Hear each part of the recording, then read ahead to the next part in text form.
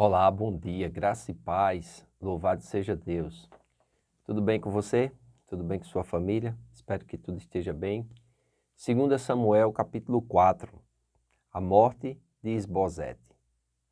Ouvindo, pois, o filho de Saul que Abner morrera em Hebrom, as mãos se lhe afrouxaram, e todo Israel pasmou.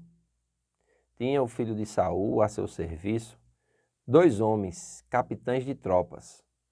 Um se chamava Baaná, o outro Recabe, filhos de Rimom, o Beerotita, dos filhos de Benjamim, porque também Beerote era tida como uma pertencente a Benjamim. Tinha fugido os Beerotitas para Gitaim, e ali tem morado até o dia de hoje. Jonatas, filho de Saul, tinha um filho aleijado dos pés. Era da idade de 5 anos, quando de Jezreel chegaram as notícias da morte de Saul e de Jonatas. Então, sua ama o tomou e fugiu.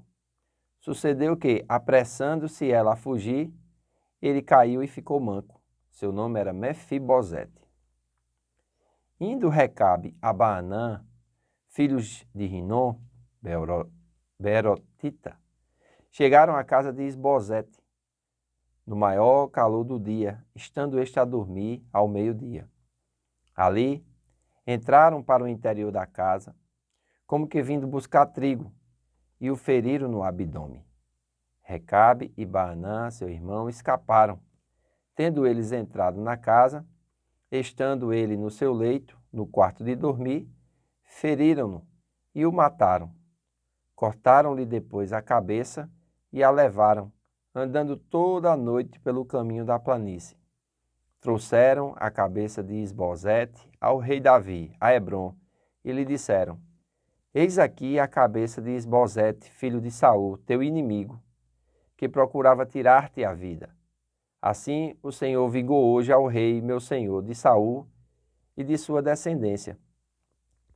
Olha, presta atenção no versículo 9. Veja como é o coração de um homem temente a Deus. Um homem segundo o coração de Deus. Porém, Davi, respondendo a Recabe e a Baanã, seu irmão, filhos de Rimom, o Beerotita, disse-lhes: Tão certo como vive o Senhor, que remiu a minha alma de toda a angústia, se eu logo lancei mão daquele que me trouxe notícias, dizendo: Eis que Saul é morto, parecendo-lhe, porém, aos seus olhos que era como quem trazia boas novas, e como recompensa o matei em Ziclag, muito mais há perversos, que mataram a um homem justo em sua casa, no seu leito.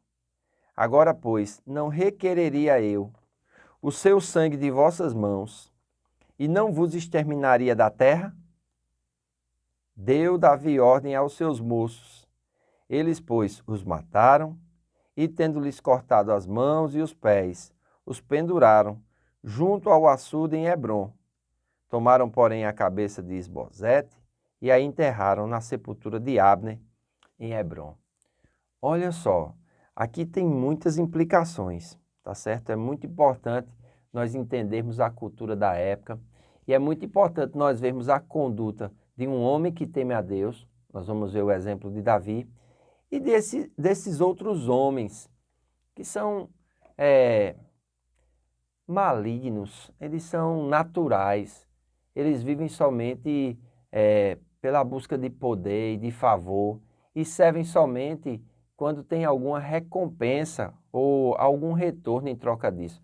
Irmãos, é impressionante como na igreja tem gente assim, pessoas que só servem se forem favorecidas ou pessoas que só ajudam se tiverem uma motivação por trás, muitas vezes até escusa, né? É interessante o que Paulo vai dizer quando ele está ali na cidade de Fileto. Ele manda chamar os anciãos, os líderes de Éfeso, reúne todo mundo ali. Ele diz assim, olha, virão de fora lobos devoradores que não terão pena do rebanho. E ele diz assim, e dentre vós mesmos surgirão. Então, é da atitude do coração, ou daquele que não renova a sua mente pela palavra de Deus. Nós precisamos entender isso. Amém? Na opinião de Davi, esses homens agiram como assassinos violentos contra um homem indefeso, merecendo, portanto, serem executados. O que esses homens fizeram, irmãos, é um absurdo. Ainda que Isbosete tivesse Davi como inimigo, Davi não tinha Isbosete como inimigo. Ainda que houvesse peleja entre aqueles da casa de Davi e os da casa de Saul, essa peleja partia mais dos da casa de Saul, porque não queriam aceitar a vontade de Deus em estabelecer Davi como rei. E tem gente que não aceita a vontade de Deus quando alguém é estabelecido na frente dele. Quando alguém é estabelecido para liderá-lo, muitos se revoltam. Eles não cortam a cabeça como fizeram aqui esses dois homens com Isbosete, mas eles queimam a reputação daquela pessoa. Eles cortam as mãos e os pés, ou seja, está falando de deixar a pessoa, muitas vezes, sem ação nenhuma, sem reputação nenhuma, sem condição nenhuma. E isso é mal aos olhos do Senhor. E nós temos que ver isso. Tem pessoas, irmãos, que estão numa igreja, por algum motivo, começam a ficar meio desgostosos daquela igreja, saem da igreja, encontram outra igreja e ao invés de serem felizes naquela igreja que eles encontraram e servirem a Deus ali com alegria, eles ficam ressentidos e falando mal da igreja de onde saíram, aonde receberam oração, aonde receberam ensinamento, aonde receberam cuidado, aonde receberam muitas vezes ofertas, custeio, foram beneficiados. Isso é um absurdo e nós vemos isso cada vez mais. Pessoas ingratas, pessoas malignas, pessoas que muitas vezes se deixam ser levados pelo ressentimento, pela mágoa, pela falta de perdão e não conseguem viver uma vida para Deus. Vão viver refém dos seus pensamentos doentios, vão viver refém da sua carne, da sua malignidade. Amados, olha que exemplo interessante nós precisamos observar. Então, é interessante, esses homens com certeza sabiam daquele que havia trazido a notícia e que havia mentido para Davi, dizendo que tinha sido ele que tinha matado Saul e o que aconteceu com aquele homem. Parece que eles não aprendem com o passado, parece que eles não aprendem com a história. E olha a reação de Davi, versículo 9.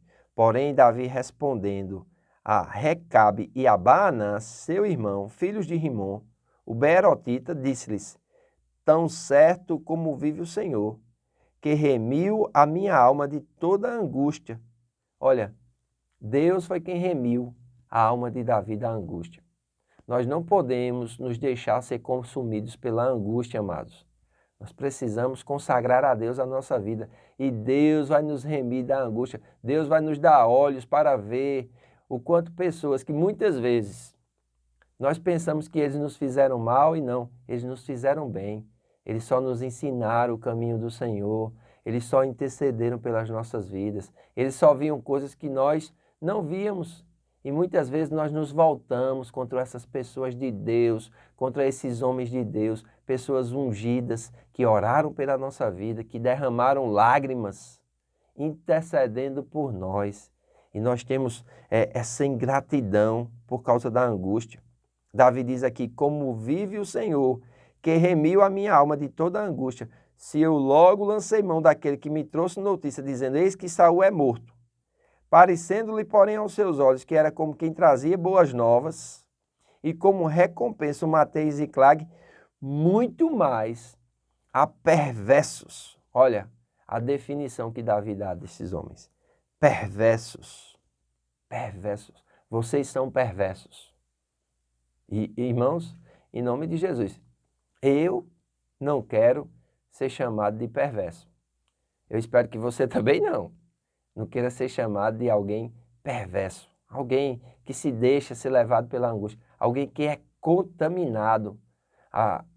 O escritor aos Hebreus, lá no capítulo 13, ele diz assim, que nenhuma raiz de amargura brotando vos contamine.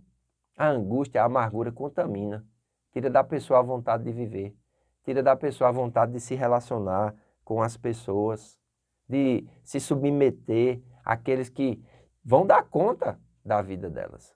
Então é interessante, Davi vai mandar os seus homens matar, e essas medidas radicais significam uma clara mensagem às 12 tribos do norte, de que Davi não alimenta ódio contra Saul, sua tribo ou seus descendentes. Davi estava livre, porque ele estava esperando em Deus, ele estava consciente de que a vontade de Deus, o plano de Deus, iria se cumprir na sua vida. E é isso que nós precisamos ter, que o plano de Deus, o propósito de Deus, vai se cumprir na nossa vida. Nós só precisamos continuar, como Paulo diz, firmes e constantes, sempre abundantes na obra do Senhor, sabendo que no Senhor o nosso trabalho não é em vão. Amém? Faço votos por tua prosperidade e saúde, assim como tua alma prospera. Que Deus te abençoe e até amanhã.